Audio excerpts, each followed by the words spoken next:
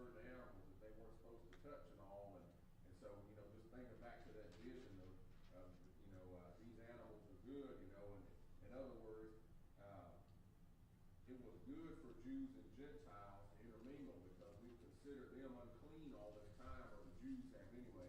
If they considered them unclean and they weren't supposed to be in the same area with the Jewish people, because if I get around one of these unclean people, I'm gonna be unclean. Peter was out actively delivering the message. He introduces himself in this letter, so we realize that's a lot of what these New Testament readings are. The letter is written to different churches or different groups of people and all. And we look at this letter that Peter wrote and how he addressed it, and he addressed himself. It's like Paul would start off his writings and he would tell his audience, who he was, and he would give a biography or a resume of the things that he's done and how it is that he is able to speak before them. Just like when we have a speaker, we have a little bit of a resume. Go ahead, brother. Oh, okay. Sometimes, if we don't know the speaker, or some people in the room don't, we want to give a brief synopsis of their qualifications and all, and that way you can open up your mind and your heart to be able to be receptive. They say to study to show thyself approved, and we don't want to come in and with a blank check and not have studied and not have understand anything, and then that speaker might be taking us down a rabbit hole there, and we don't know what's going on. So it's important to come in and don't just allow the teacher to come in and tell you something. There's no telling what I might tell you. I might tell you the sky's green and tell you why it is, and you go in there and say, oh, okay, I never realized that. I've been looking at it the wrong way all these years.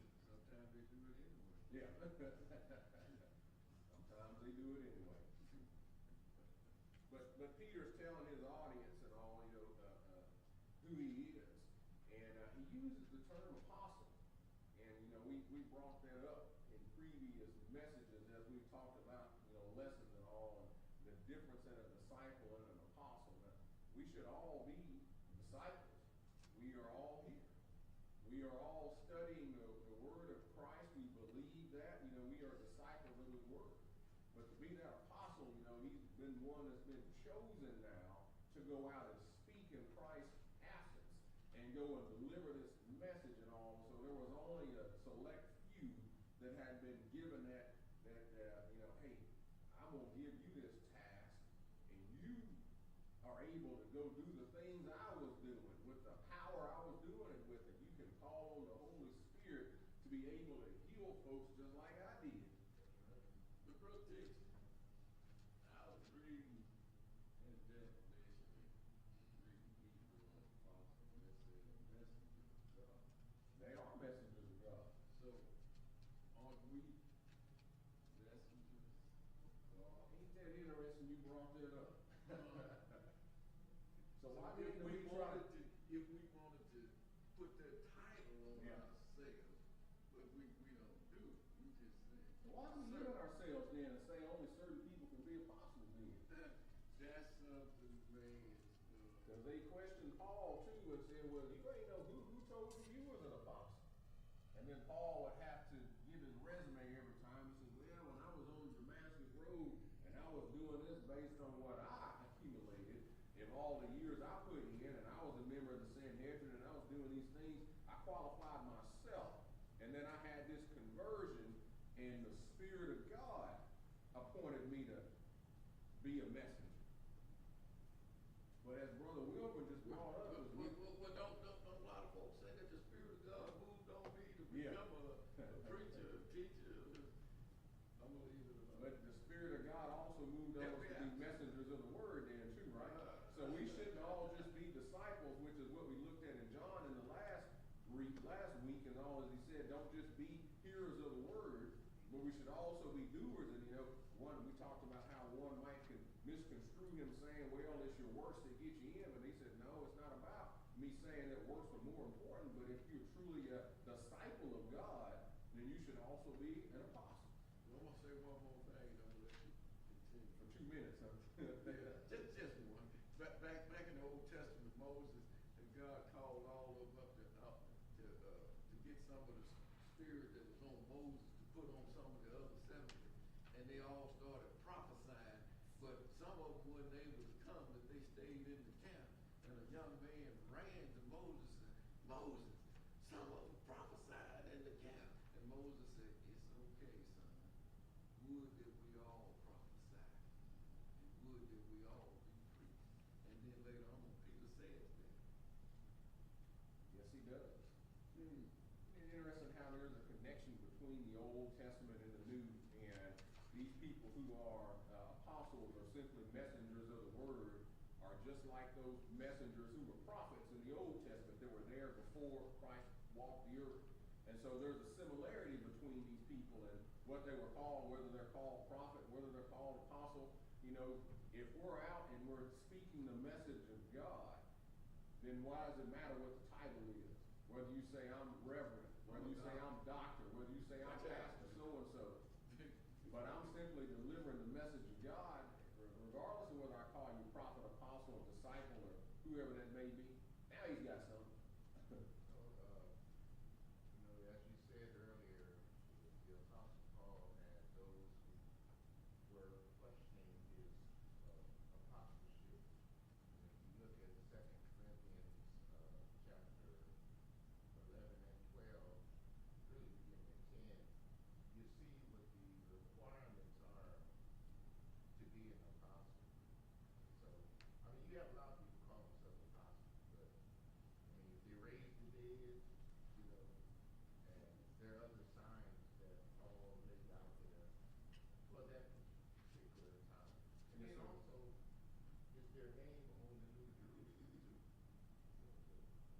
Ain't nothing changed. God is the same yesterday, today, forever. Yeah. If we ain't doing it, then we ain't working it right. I'm gonna leave it alone. Stir up the gift that's in it. Yeah, we gonna stir up this message. Stir it up, because the message today is joy. And as he's bringing that message of joy, and you're right, we sidetracked for a second to define apostle. But yep. I've got some Bible scholars in the room, and I know they like that. So we're missing one this morning, but we're gonna have to catch him up next week. But our message today, as he's speaking to his audience, is that as the things are attacking them at this time, is he wants them to remind themselves to be joyful of why they're being attacked, why they're being persecuted, why they are being healed. And so as we said, we talked about the dispersion or diaspora, as people are leaving and going from place to place because they're trying to keep from being persecuted and all. He says, count it all joy that as you work similar to Jesus by spreading this message and all, that's why you're being persecuted. That's why people are trying to kill you. It's not about you doing negative things, you sinning, because think about that. There's folks that's in prison now for what they've done, which is wrong. We know that they went out and they committed sin. They've done things that they deserve. But for those of you, he's trying to say that you simply spoke the message of God, talking about his son Jesus, and then he died and was raised on the third day, and he's sitting up in heaven again. And if that's why you're being persecuted, instead of being upset about it, count that all joy.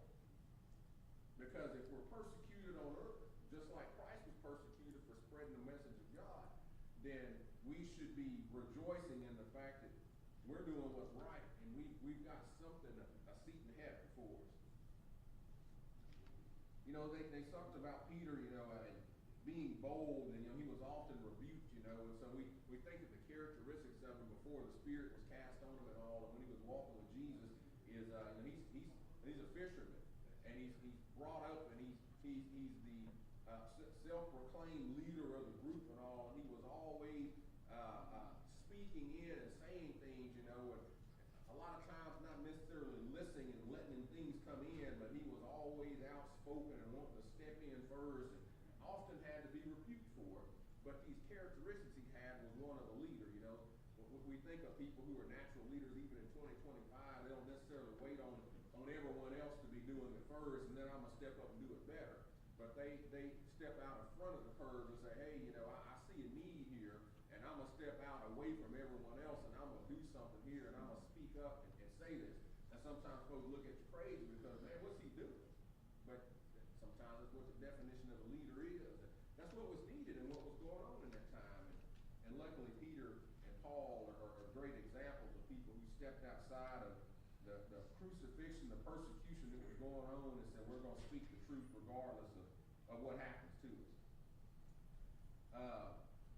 They skipped over the first first three chapters, and looking at chapter 4 here, he says, beloved. And so, again, Peter is speaking to Gentiles, and one would think that if you're calling someone beloved or calling someone brethren or however you want to affirm them, that you're speaking to someone who is your kinfolk, or we're related or we're Jewish, we're brothers and all, but he's calling these Gentiles beloved as well. In other words, suggesting that we all family. It doesn't matter where you were born and how you started in here, but we're all serving the same God. Think it not strange concerning the fiery trial which is to try you as though some strange thing happened unto you. And so, again, we think of that fiery trial, we don't know what persecution might be coming your way, whether it might be fiery, whether it might be that you're being hung or crucified or whatever it may be, but as you're going through this trial of these things are being cast at you verbally, or sometimes they were casting stuff at you physically. And so, we know Stephen was stoned to death, so we realize these things that are happening and all, and as we're going through this trial,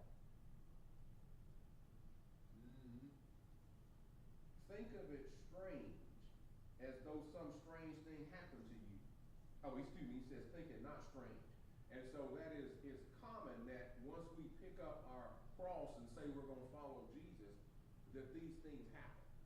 And so, again, I've talked about that before too, and we don't want to think that just because I come and claim to follow Christ and I've joined the church and say I'm baptized and I'm a believer and all, that all of my problems cease to exist.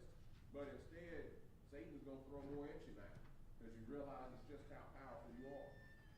Rejoice in so much as ye are partakers of Christ's sufferings, that when his glory shall be revealed, you may be glad also with exceeding joy.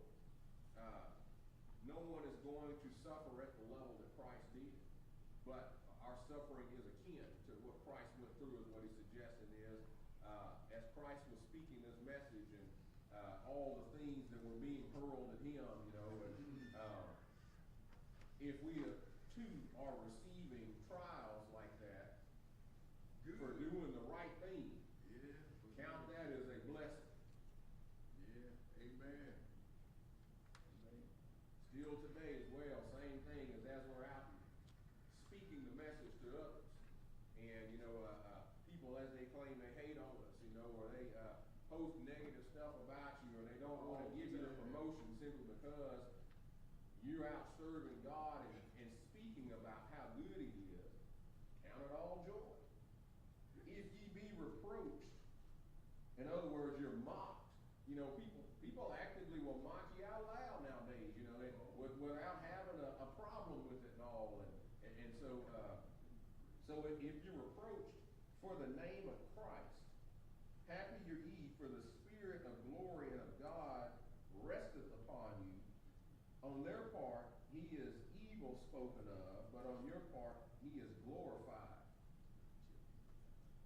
Those folks that speak evil about you because you're speaking on Christ, boy, just imagine what's going to happen to them. I might be dealing with the mockery and folks pointing fingers at me.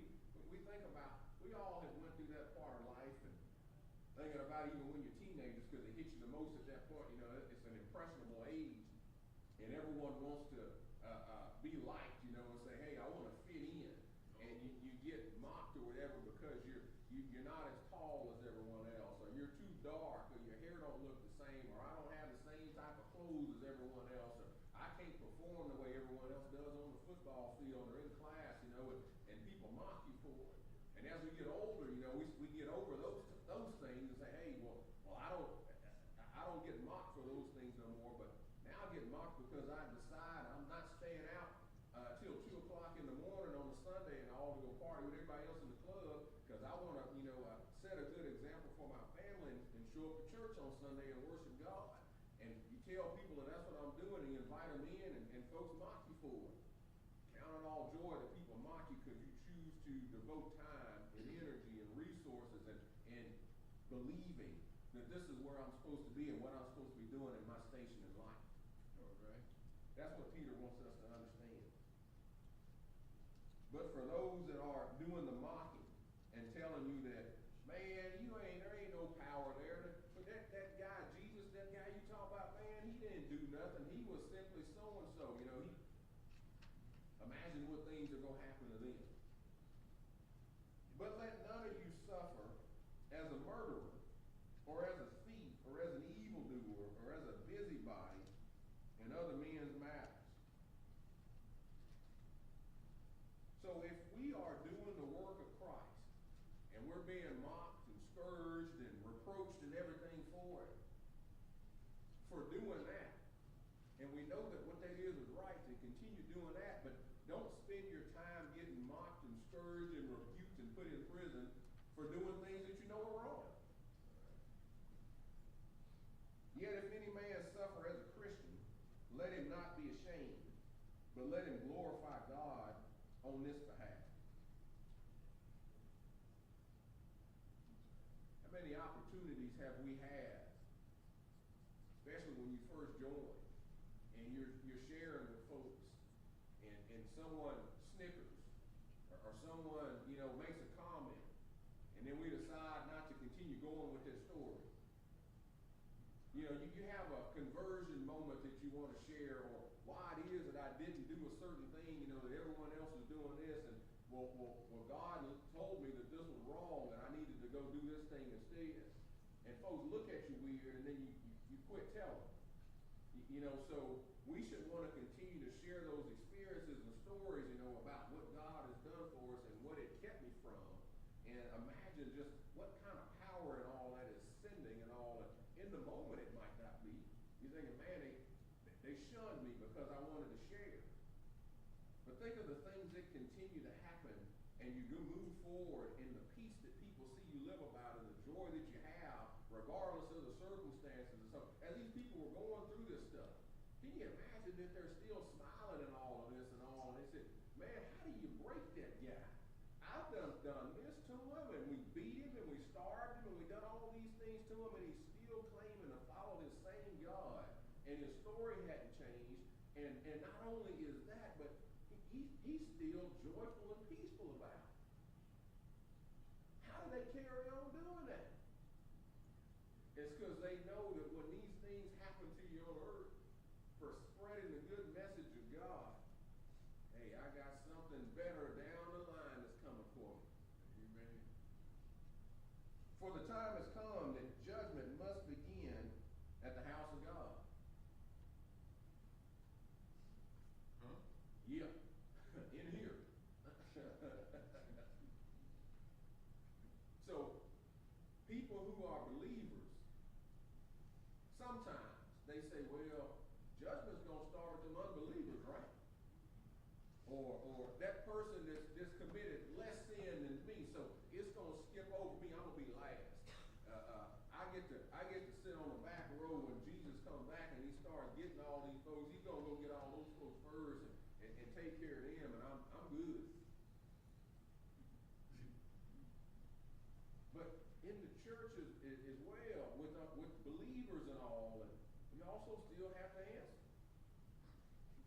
We've been given a task, that Spirit's been put on us, that gifts been given on us and all, and we're supposed to not just be hearers of the word, but we're supposed to be active and share that message. And when you were given the opportunity to, when folks were scourging and they were attacking you and all, did you shut up? Did you deny him like Peter did 3 times? Now we realize Peter changed.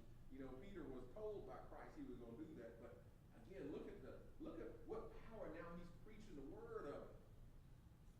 We all too have made mistakes and fallen short of the glory and have not carried forth with the exuberance and all that we need to do with preaching the message of God. But Peter made mistakes, and look at where he is now. He was martyred for what he was, what he did. He said, man, no longer am I going to do that anymore. No longer am I going to be a coward and not want to speak up and to face of persecution, but I'm going to actively speak the word. He's suggesting that these others do the same thing. Regardless of in 2025 what might stand in our way, because we want to actively talk about how good God is. It says the time has come that judgment must begin at the house of God, and if it first begin at us, what shall the end be of them that obey not the gospel of God? Not everybody that claims to follow Christ. Not everybody that claims to follow Christ. You know, some people come in dutifully every Sunday and look the part, talk the part, pray the part. Watch out, man. What are you saying? And you know what they say? Talking, you gotta walk. That's not our part to judge that man. There ain't but one judge. And so in the end times, when the judging happens and Christ comes back and he says, let me separate them out and all, and we're walking in heaven and all, and there's going to be a separation of some folks, and we just want everybody to understand that is to make sure we're not putting on pretend Christian outfit, because sometimes people do that, and they might be under the guise of a pastor who's just put it on while they're in that moment, or a deacon, or whatever section they might be in the church and all, and they put on a air of righteousness pretending to be that. And then when it's time for judgment to come, Christ can see through that. Man might not be able to see through what you put on with others, you know, and all the time you lived on earth and you're able to fool people, but he wants them to understand that. If the righteous scarcely be saved, where shall the ungodly and the sinner appear? Even people that are righteous, no one's perfect. And because we're not perfect, we don't deserve allegedly to make it in, you know, but thank goodness that Christ came and provided a way for us, because there's no man that can be perfect, and that we were able to say that I'm going to claim Christ, and I'm going to confess it, and I'm going to trust him, and I'm going to believe in him, and I'm going to follow his precepts, and based on that, I'm going to be saved versus I'm going to earn my way in. And even with that, and I'm made it in, what about those folks that choose not to believe any of that and say, I don't need to believe in Christ. I'm going to go earn my way in, or I'm going to pay my way in, or I'm going to do this, or I'm going to say I'm stepping above someone else, or they're beneath me so I can get in because I'm in the number and all. What about those folks? What about the folks that continue to say, there ain't no God. I'm going to do things the way I want to do things. What about those folks? But we also don't just want to say, what about those people? We got to take care of us. Take care of self first. And then we got to make sure we share with our brethren and go share with those others like Peter was doing, saying you've been dispersed and you're my beloved, because we all choose to follow the same Christ. Wherefore, let them that suffer according to the will of God commit the keeping of their souls to him in well-doing, as unto a faithful Creator. We have a Creator who, regardless of what man did, kept his part of the covenant and continues to, and has a plan for redemption. Well, his redemption plan is already in order. But, you know, it's not over, because we're still waiting on Christ to come back. But if we have a Creator who has been so good, regardless of the fact that mankind has continued and will continue to just go the opposite. You know, human folks say, man, I can only give you so many opportunities. I went and done all of this for you, and at some point, some people say there's 3 strikes and you're out. You know, they've asked before in the Old Testament, well, how many times should I, and you know, well, and they both put a number out there, say this time times this? Okay, well, let me figure that up and figure out a formula. So actually, I'm supposed to give you this many times. Okay, well, I just needed to know how many times I'm supposed to forgive a man. You know, well, is that what we want God to do with us? Is figure out how many times I'm supposed to forgive? So you forgave that person X amount of times, so I'm only going to forgive you that many times too, right? I hate to be that on the day of accounting for, and he said, well, let me look through this book here, and let's see here, I forgave you 100 times. Look, you had 101 sins, though. Sorry, you didn't make it in. You out. Next.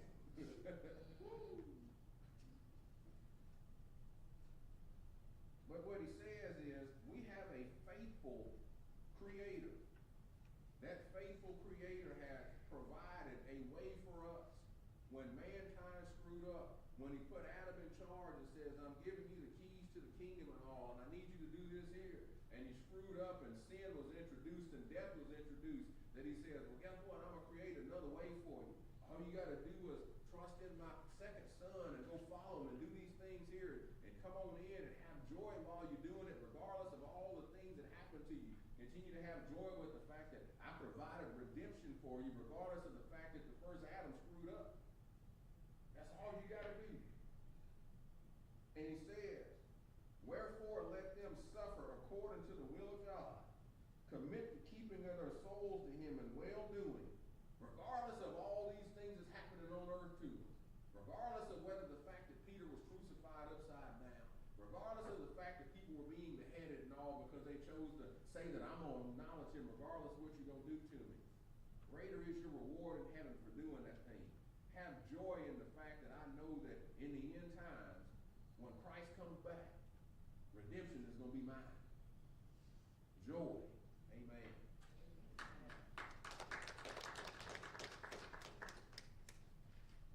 Any comments, questions? I got a question.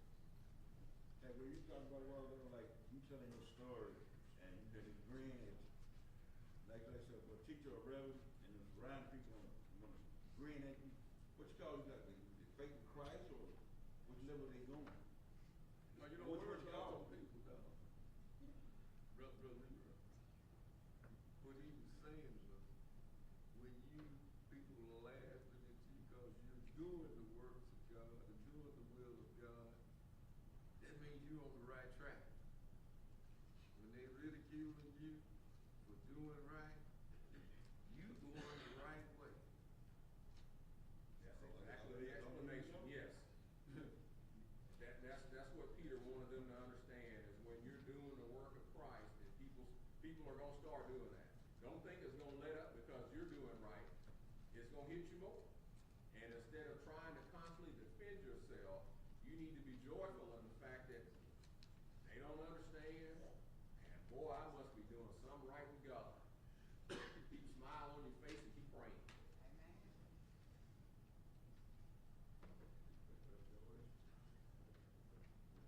Anyone else? Take a short break. Stay with the ship.